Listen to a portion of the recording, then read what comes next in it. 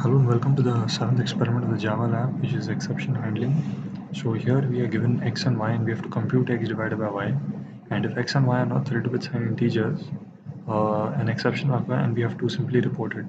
So let's take a look at the code where we accept x and y from the user. We check if y is 0 and we throw a new arithmetic exception which will be caught here, and the exception will be printed accordingly. So let's run our code and check.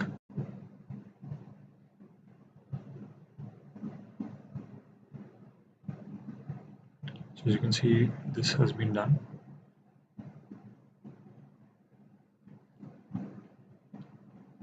And there we go, it gives us correct for all the values.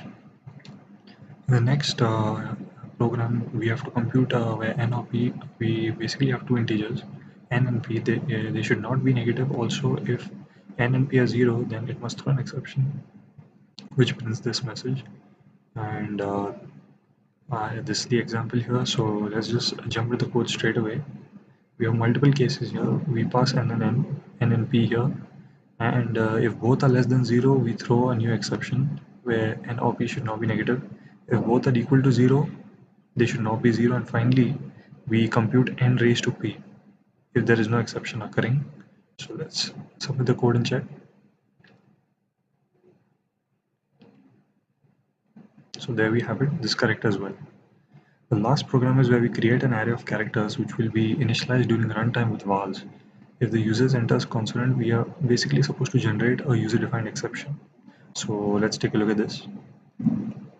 So here we have created a user-defined exception class which extends exception. We print our error message accordingly using a constructor. We assign it, and in the main method we will accept from the user the vals, and if the user enters anything besides the vals, we will have an invalid val exception which we created, and our error message should be printed accordingly.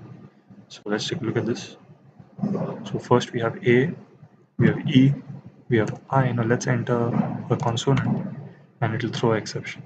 So experiment 7 is complete and output is verified. Thank you.